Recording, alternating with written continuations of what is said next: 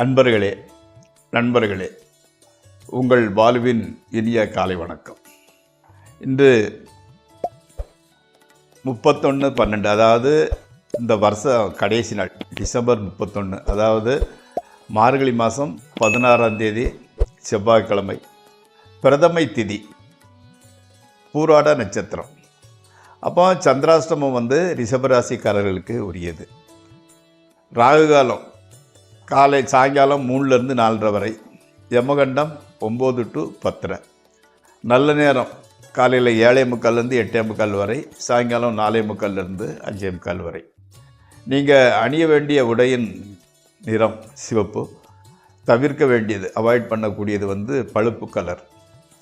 சாப்பிட்றது உருளைக்கிழங்கு, மொச்சை ஆகியவற்றை சாப்பிட்டு கொள்ளலாம். நண்பர்களே, இப்பொழுது அந்த கார்த்திகை நட்சத்திரத்தில் பிறந்தவங்களோட அமைப்பை பார்ப்போம். கார்த்திகை நட்சத்திரம் 4ஆம் பாதத்தில் பிறந்தவங்க பொன் பொருள், அதாவது காசு சேர்க்கறதுல ஊக்கமுடையவராக, ரொம்ப இன்ட்ரெஸ்ட் உடையவராக இருப்பார். சகோதர சகோதரிகளோடு மனம் ஒத்து வாழ்வராக இருப்பார். அவங்களுக்கு ரொம்ப சப்போர்ட் பண்ணுவார். உடன் பிறந்தவர்களுக்கு, மாதர்களுக்கு குற்றவியல் புரிவதில் மட்டுமில்லாமல் அதில் சந்தோஷம் காண்பவராக இருப்பார். பெண்கள் சொல்லக்கூடிய சின்ன சின்ன வேலையை செஞ்சு கொடுத்துட்டு அதை இன்வால்மெண்ட்டோடு செஞ்சு கொடுப்பார், சந்தோஷமோடு செஞ்சு கொடுப்பார். வேண்டாம் வரப்போ செய்கிறதில்லை. வீடு வாகனம் வசதிகளை பெறுபவராக இருப்பார்.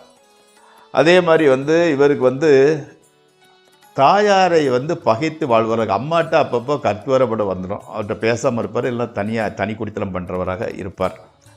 அதே மாதிரி சாஸ்திர ஞானம் கொண்டவர். ஆனால் சாஸ்திர ஞானம் படித்தவர், அதே சமயத்தில் அம்மாவை விட்டு பிரிஞ்சு இருக்கக்கூடியவர். தனதானிய விருத்தி பெற்றவர், அதாவது தானியம் தானம் எல்லாமே அவருக்கு இருக்கும். அதே மாதிரி அரசாங்க தொடர்பால் ஆக்கம் காண்பார். கிருத்திகை நட்சத்திரம்னாலே மொத்தம் சூரியன் இல்லையா, அதனால் அரசாங்க தொடர்பு இருந்து கொண்டே இருக்கும். அதே மாதிரி சுற்றத்தினர்களால் பாராட்டப்படுபவராக இருப்பார்.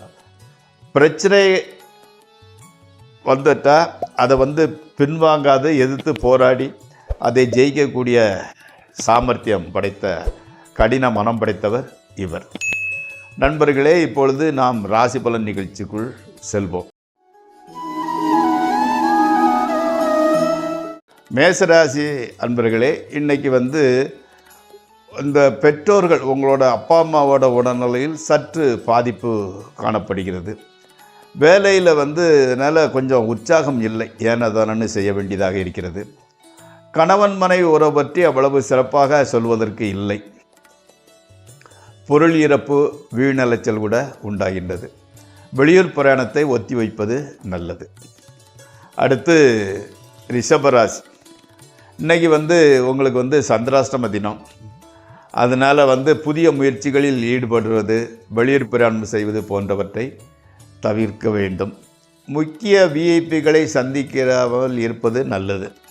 சந்தித்தால் என்னென்னா, அந்த உங்கள் ஃபேஸ் மேலே ஒரு ஆகர்ஷண அட்ராக்ஷன் அவருக்கு வராது. அதே சமயத்தில் மனைவி மக்களால் மகிழ்ச்சி உண்டாகிறது.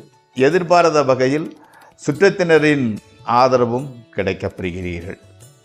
அடுத்து மிதுன ராசி. அதாவது எதிரிகளிடம் மோத வேண்டிய சூழ்நிலை உருவாகிறது. அதே மாதிரி அந்த நெருப்பு, ஆயுதம் போன்றவற்றினால் காயம் ஏற்படுகிறது. நண்பர்கள் உதவி சிறிது கிடைக்கிறது. ஸ்பெக்குலேஷன், ட்ரேடிங் ஆகியவற்றில் தோல்வியே கிடைக்கின்றது. கணவன் மனைவி உறவு மட்டும் நல்ல விதமாக இருக்கிறது. அடுத்து கடகராசி. தகப்பனாரின் உடல்நிலை சற்று பாதிக்கப்படுகிறது. பொருள் சேதம் உண்டாகிறது. தொடங்கிய காரியங்கள் எல்லாம் தடைபட்ட பின்பே நிறைவேறுகிறது. அரசாங்கத்தின் உதவி கிடைக்கவில்லை. வீடு, நிலம் போன்றவற்றை வாங்குவதும் விற்பதும் நல்ல பலனை கொடுக்கவில்லை. அடுத்து சிம்மராசி. கணவன் மனைவி உறவு நன்றாக இல்லாவிட்டாலும் மக்கள் ஆதரவாக இருக்கின்றனர். வீணலைச்சலும் வீணாக கெட்ட பெயரும் உண்டாகின்றன. உடலில் நோய் எதிர்ப்பு சக்தி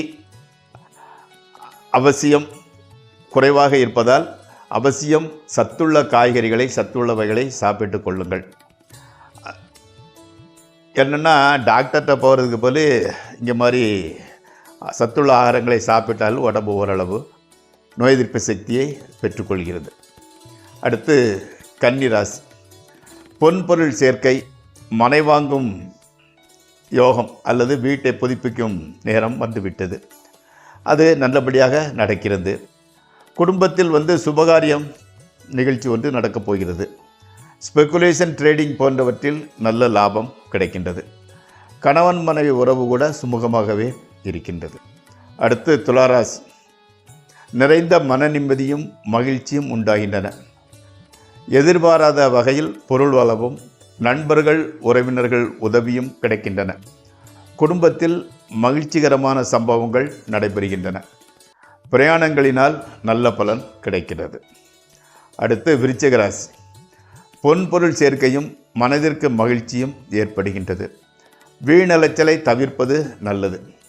ஆரோக்கியத்தில் சிறிது கெடுதல் ஏற்பட்டாலும் மருந்து மாத்திரை மூலமே சரியாகி விடுகிறது. மனைவி மக்கள் மகிழ்ச்சியூட்டுபவர்களாகவும் உதவி பெறுபவர்களாகவும் இருக்கின்றார்கள். அடுத்து தனுசு ராசி. சிறு விபத்து நேரிடலாம். நிதானமாக வண்டியை ஓட்டவும். வீண் சச்சரவுகளில் ஈடுபட வேண்டாம். மனத்தை தளரவிட்டாலும் தெய்வ பக்தியில் கவனத்தையும் செலுத்தி வந்தால் எல்லாம் நல்லதுவே பாசிட்டிவாகவே நடக்கும். மனைவி மக்கள் அன்பும் ஆதரவும் காட்டுவார்கள்.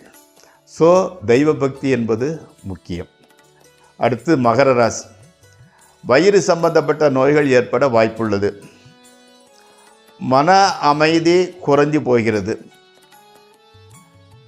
அதே மாதிரி குடும்பத்தில் ஒரு குழப்பமான ஒரு சூழ்நிலை, ஒரு கெட்ட நிகழ்ச்சி ஒன்று நடக்கிறது. அதனால தான் மனதில் மகிழ்ச்சி குறைந்து போய் அமைதி கெடுகிறது. கணவன் மனைவி மத்தியில் சின்ன சின்ன மனத்தாங்கல், வீண் அலைச்சல், கெட்ட பெயர் கூட உண்டாகிறது. சற்று எச்சரிக்கையாக இருக்க வேண்டிய நாள் இது. அடுத்து கும்பராசி. ஆரோக்கியம் அபிவிருத்தி அடைகின்றது. பொருள் சேர்க்கையும் வாகன பிராப்தியும் உண்டாகின்றது. விரோதிகளும் நண்பர்களாக மாறுகிறார்கள். புது மனை ஆடை ஆபரணங்கள் அடைய வழி ஏற்படுகின்றது. கணவன் மனைவி உறவு மகிழ்ச்சியாகவே இருக்கின்றது. அடுத்து மீனம். உடல் ஆரோக்கியம் சற்று பாதிக்கப்படக்கூடும். வீண் பிடிவாதத்தை விட்டுவிட்டு எச்சரிக்கையுடன் நடந்து கொள்ளுங்கள். நண்பர்கள் உறவினர்களுடன் சிறிது மனத்தாங்கல் ஏற்படுகிறது. கணவன் மனைவி உறவு மட்டும் மகிழ்ச்சி அளிக்கக்கூடியதாகவே இருக்கின்றது. பூர்வீக இடத்திற்கு சென்று வருவது மனதிற்கு மகிழ்ச்சி அளிப்பதாக இருக்கிறது. நண்பர்களே, இந்த ராசி பலன் நிகழ்ச்சி இத்துடன் முடிவடைகிறது. நாளை மீண்டும் சந்திப்போம். இந்த நிகழ்ச்சி உங்களுக்கு பயன்படுமாயின் சப்ஸ்கிரைப் செய்யவும் நண்பர்களுடன் பகிர்ந்து கொள்ளவும்.